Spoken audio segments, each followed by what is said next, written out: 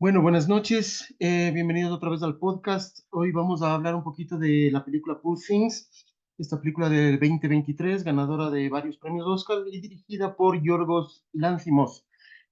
Vamos a desarrollar un punto y es el análisis de los dos hombres y la relación de la masculinidad, amor, matrimonio, el ayudante médico enamorado, el personaje militar y cómo se sienten intimidados frente a una mujer que se posiciona de manera distinta frente al matrimonio.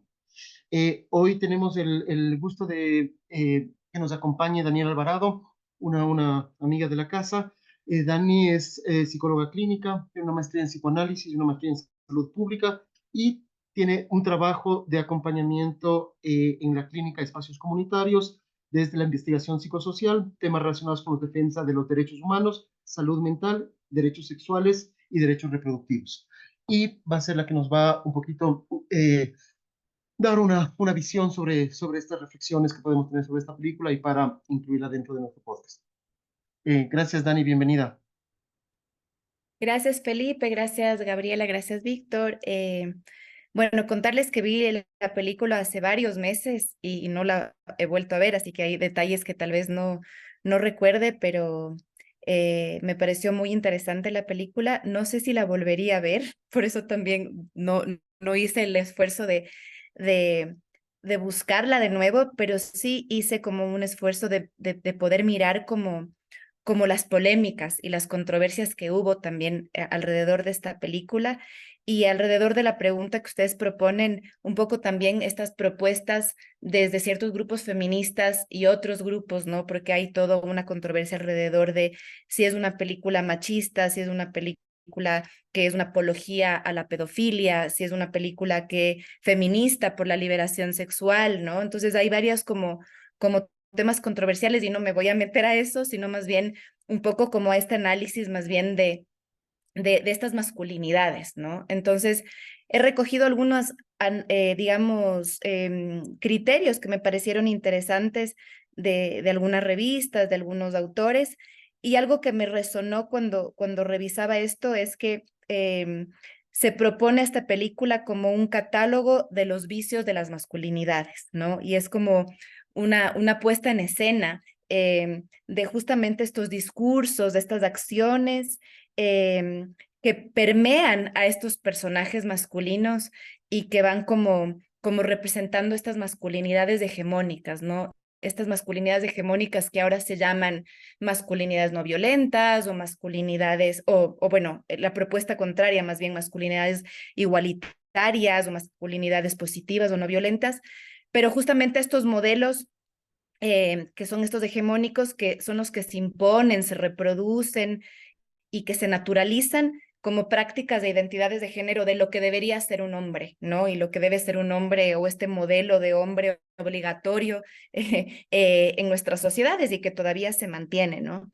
Entonces, se me hizo difícil analizar solo un personaje porque creo que todos los personajes muestran ciertas características de estas masculinidades hegemónicas y también cómo estos discursos se permean en estas construcciones, ¿no? Entonces, por ejemplo, me parece que quien inicia, digamos, esta legitimidad de cómo se percibe a Bella, ¿no? A este personaje principal de la película, es de este padre, es de este doctor, ¿no es cierto? Este todopoderoso, porque es desde ahí, digamos, que se ve ya a Bella como un objeto que nunca pudo decidir si es que querías que le operen, sobrevivir o lo que sea, es decir, ya desde el inicio de la película ese cuerpo femenino es un cuerpo objeto, no es un cuerpo sujeto de derechos, sino es un cuerpo que no pudo tomar una decisión y que marca esta legitimidad de un discurso de este padre o este discurso de Dios, ¿no es cierto?, de una creación y un control total, ¿no? Y esto me hizo pensar también en el discurso médico, que también está permeado por este discurso patriarcal, en donde en general el discurso médico ha visto a las mujeres como un objeto de estudio y no como un sujeto, digamos, de derechos. Históricamente las mujeres han sido parte de experimentos como ratones de laboratorio, ¿no? Para poder hacer como Y todavía, digamos, el discurso médico, la institución médica está justamente permeada con este discurso masculino hegemónico y este discurso patriarcal. En este padre, si bien, ¿no es cierto?, no hay, se ve claramente algo interesante y es el tema como de no hay una violencia, digamos, explícita, más de este control, pero se ve claramente y en un análisis que hacen en una revista plantean, dicen, bueno, ahí se ve como esta ley del incesto puesta como muy clara porque es un padre que muestra incluso un tema de ternura, pero también es interesante porque es un tipo que está castrado, ¿no? Y que en lo real está castrado, entonces como también en este imaginario es como que no sobrepasa este límite, ¿no? Eh, Después aparece este otro hombre que es este abogado, ¿no? Este Duncan Wedderburn, y él muestra como esta otra característica de la masculinidad hegemónica que tiene que ver más con el amor romántico, ¿no?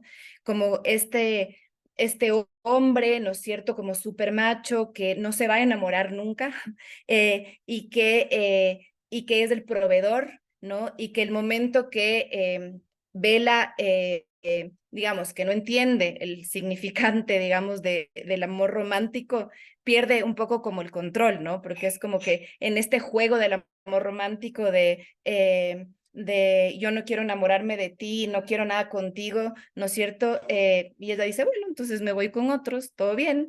Es algo que rompe un poco como esa línea, digamos, de querer poseer en este juego de poder, ¿no?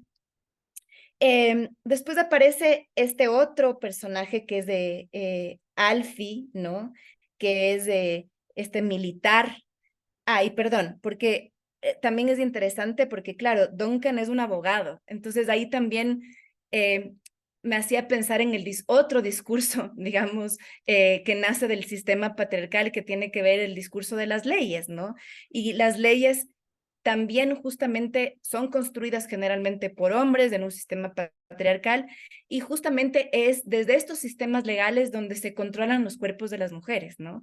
Y los cuerpos y la sexualidad. Entonces las mujeres no podemos decidir cuántos hijos queremos tener, no podemos decidir sobre nuestra salud sexual, sobre nuestra salud reproductiva y por eso las grandes polémicas alrededor de la interrupción del embarazo, por ejemplo, ¿no? Entonces, eh, por un lado está el discurso médico, el discurso, digamos, de las leyes, y después aparece Alfie como este militar esposo que, digamos, las estructuras militares y policiales no pueden ser más jerárquicas y más constructoras, digamos, de hombres masculinos, violentos y, digamos, que reproducen justamente estas masculinidades hegemónicas. Y este personaje que es el más caricaturesco y que creo que se lo hace así para que sea un poco menos violento, sin embargo sigue siendo muy violento, eh, es el que representa claramente, digamos, la masculinidad que se apropia de este cuerpo, objeto, mujer, al punto de ni siquiera permitir, ¿no es cierto?, el placer, ¿no? Él es el que quiere mutilar su clítoris, me parece. Entonces es una cosa como de posesión, de violencia ya concreta, o sea, la violencia física, porque las otras por ahí son otros tipos de violencias, ¿no? Pero esta representa esta violencia como muy fuerte que podemos, digamos, en la vida cotidiana representar en este típico esposo machista, violento, en una situación de violencia intrafamiliar. Y el cuarto, que es Max, que es el ayudante del médico, a mí, digamos, me parece el típico aliade, ¿no? Es este hombre que si bien aparenta ser digamos, posicionarse desde una masculinidad distinta o aparenta ser el hombre que acompaña, el hombre que escucha, el hombre que la espera, de todas maneras hay una condición, de todas maneras hay una transacción, de todas maneras hay una ganancia alrededor de digamos, yo te espero, pero me voy a casar contigo, ¿no? Entonces también hay de alguna manera como no ver a este cuerpo femenino, a esta mujer, como, eh, como una posible deseante, sino, digamos, también como en una ganancia o en una transacción, ¿no? Entonces me pareció como interesante de alguna manera cómo cada uno de estos personajes, ¿no? Muestran como diferentes características de la masculinidad hegemónica que además se puede, digamos, presentar todas estas características en una sola persona, ¿no? En un solo sujeto que se va construyendo desde su infancia así, ¿no? O sea, como permeado desde estos discursos, desde estos mandatos, desde estas posibilidades, ¿no? Y además de esta naturalización, ¿no? Porque de alguna manera y lo que sorprende de esta película es que, claro, estas son como, como, digamos, escenas que a veces pueden ser incluso graciosas, pero que son reales y cotidianas, y que ese es del vecino, el primo, tu hermano, tu expareja, ¿no? Que representa justamente estos, estas construcciones de género, identidades que son como elaboradas y planteadas en diferentes sociedades, ¿no? Entonces, por ahí fue un poco como esta línea, ¿no? O sea, alrededor del poder, a la final, y si bien se da la vuelta al final, aparentemente, ¿no es cierto? En donde ella termina siendo científica, hay un análisis interesante que hace una autora, también plantea, claro, de dónde viene entonces el nombre de la película, Pobres Criaturas, ¿no? Y entonces, claro, una dice, son estas criaturas que están ahí como medias raras, ¿no es cierto?, entre hombre y animal, o son las criaturas experimentales de este doctor, o en este caso, ¿no es cierto?, ella plantea, no, claramente las pobres criaturas son estos hombres, ¿no?, que, que se reflejan todos estos vicios y estas debilidades y estas construcciones, digamos, reflejadas en este espejo de esta mujer que además es bella, ¿no? Y que representa todo este deseo y esta liberación, entre comillas, y todo esto que no puede alcanzarse y que en el fondo, y ahí tal vez ya no necesariamente en la película, pero en el fondo, estas masculinidades hegemónicas producen como mucho sufrimiento también, ¿no? A estos hombres, a estas pobres criaturas, ¿no? Entonces, por ahí más o menos me quedo para ver sus reacciones.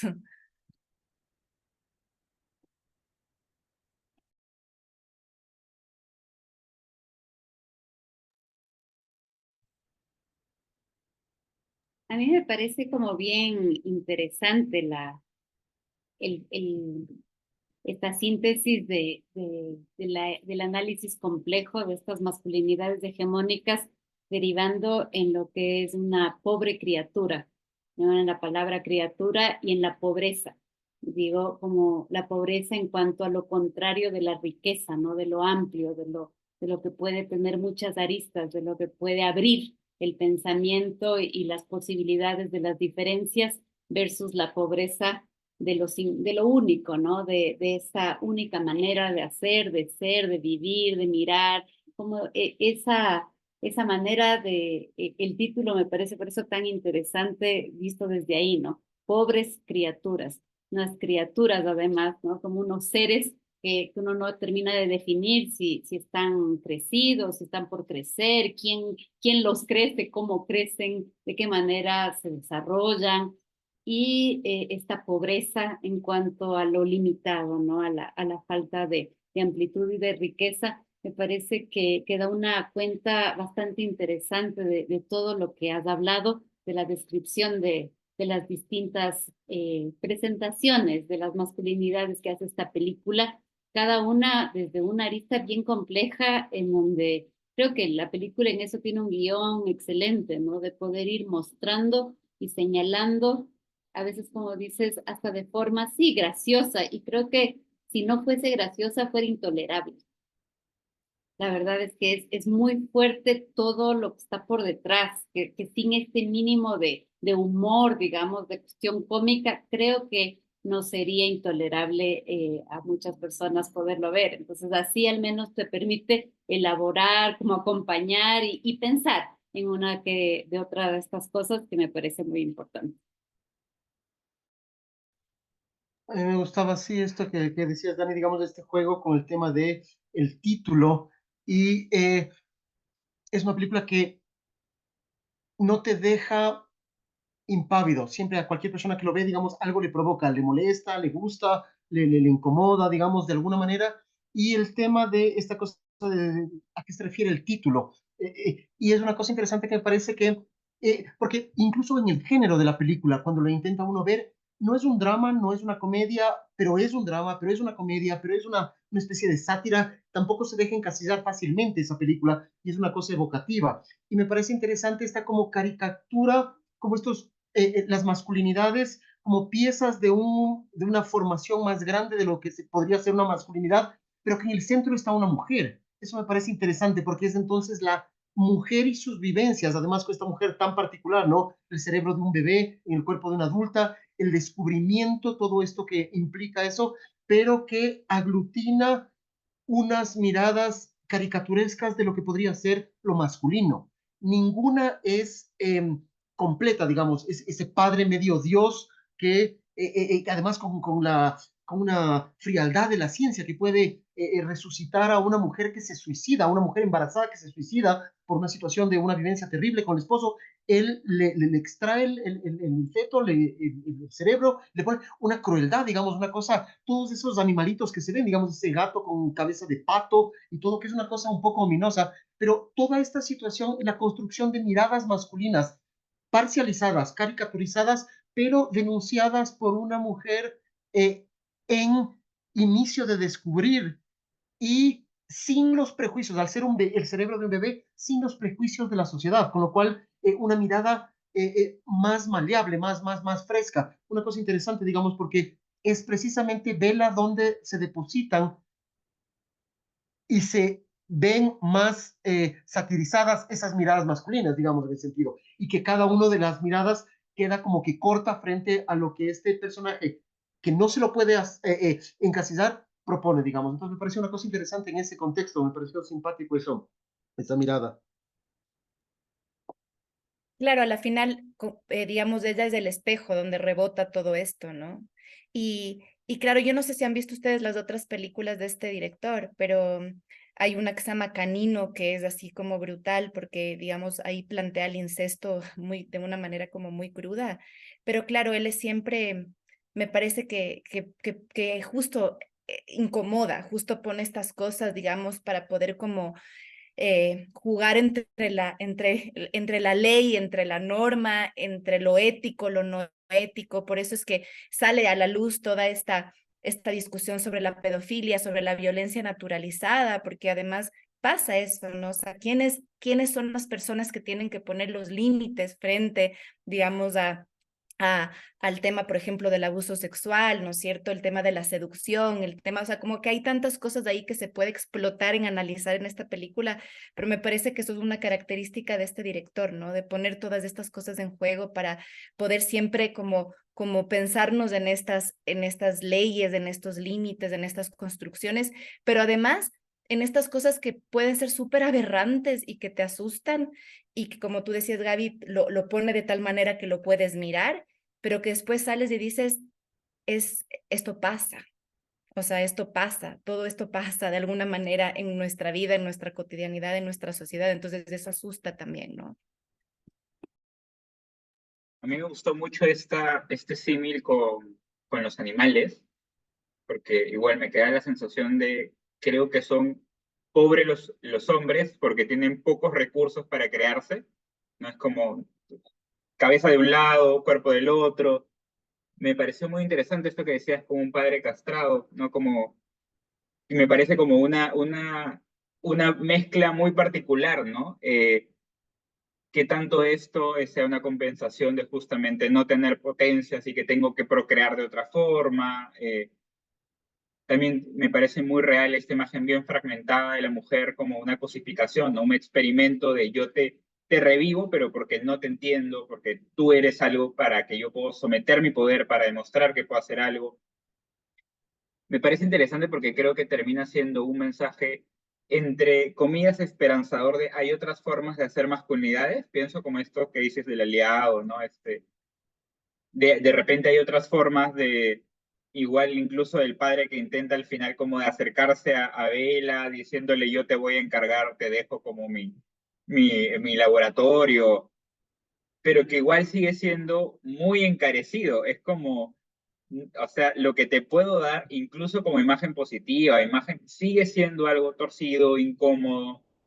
Las escenas de sexualidad me parecen como, terminan siendo incómodas. La música que ponen es incluso, no es sexualizada, es más como un acto incómodo. Son dos cuerpos que no terminan de encajar. Me parece incluso fantástico este momento. Mientras escuchaba pensaba, claro, Vela tratando de proponerle a los hombres, y si hago un poco de rapport contigo, a ver si hablamos de un poquito, a ver si te conectas, a ver si funcionas más como un individuo y esto no suele ser tan incómodo. Eh, Me parece bien monstruo ahora que lo dicen porque sí, creo que bien difícil que un monstruo pueda construir algo que no sea él, ¿no? Es como, y por suerte Bella igual le mostró ser como mucho más humana y se terminó como componiendo más que lo que había nacido. Nada, me parecía muy interesante esta imagen. Claro, porque además aparecen otros hombres, ¿no? También, y justo lo que tú dices en la escena del tema de la prostitución, claro, ella, y ese sería otro tema de debate, ¿no? Cómo se aborda ese tema, pero me parece que el rol que ella, digamos, le da vuelta es como un análisis científico, ¿no? También como, y ella a escoger, digamos, y entonces también terminan siendo todas estas pobres criaturas, ¿no? ¿No? Entonces también como que da un poco ahí como esa vuelta, ¿no? Sí.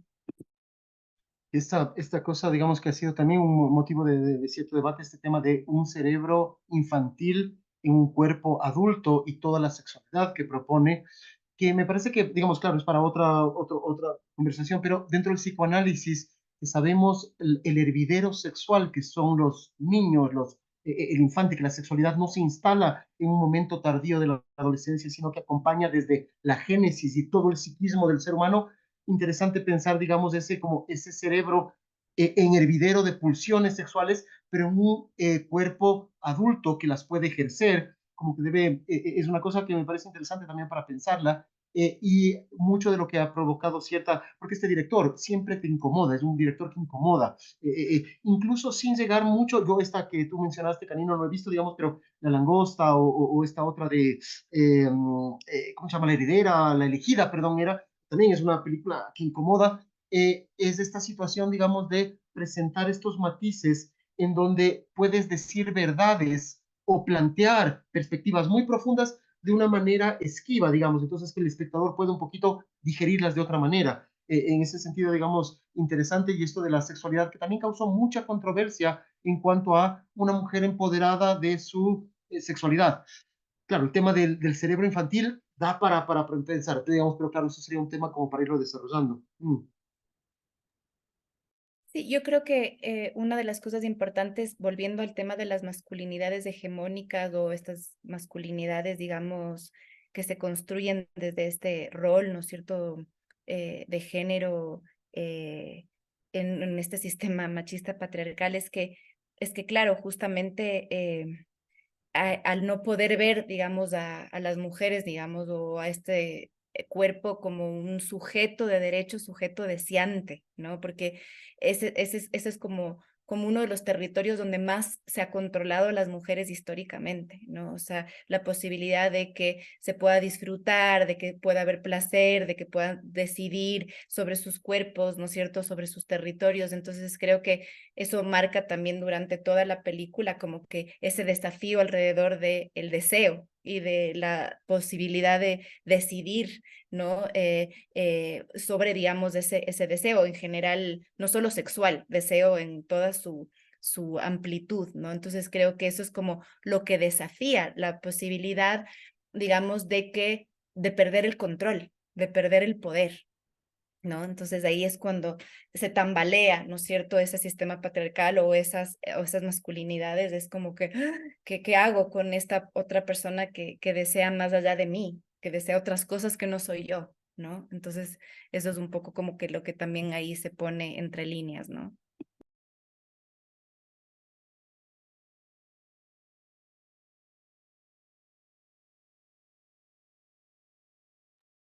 Me queda también pensando en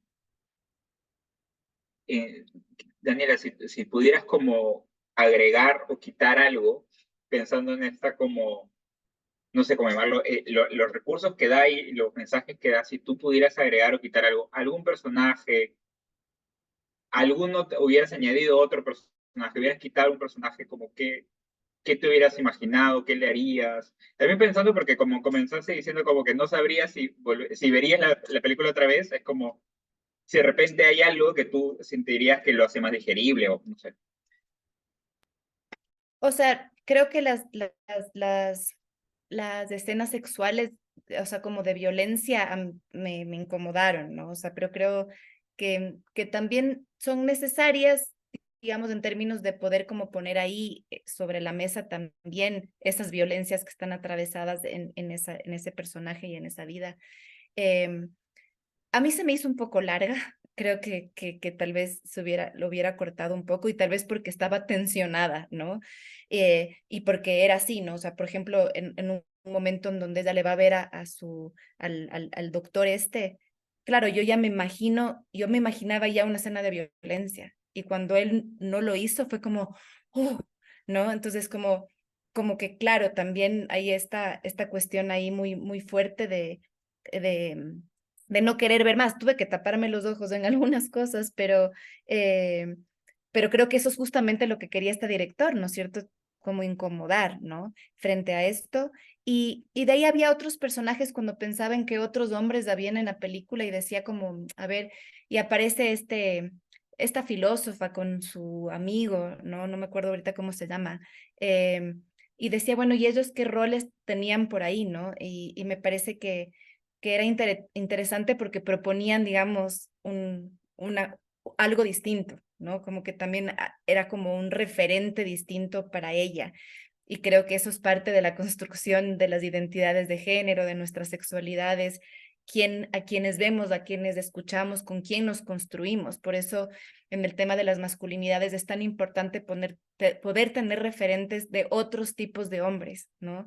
Ahora más aún, por ejemplo, en el Ecuador que estamos tan cruzadas con la violencia, o sea, y vemos que ahorita los referentes para muchos niños, hombres, jóvenes, es el narco, es el lobo, es el tigre, es el Chapo, es del Fito, ¿no? Entonces, ¿qué estamos construyendo? O sea, ¿qué tipos de hombres queremos construir o acompañar en esta sociedad, ¿no? Entonces, creo que es súper importante como pensarnos de esos espacios de referencia, ¿no? Para poder construir otro tipo de masculinidades. Incluso es bastante, ahora que lo dices, me parece como bien interesante porque justo es, creo, la filósofa la que hay un momento le da libros y el otro le tira los libros, ella le vuelve a dar. Y ahí es un poco donde ella empieza como a volverse más humana, Vela, ¿no? Es como, creo que cuando regresa al hogar con el padre ya la ve más como un igual, pero tuvo que haber como otro contexto que la pueda ayudar a crecer.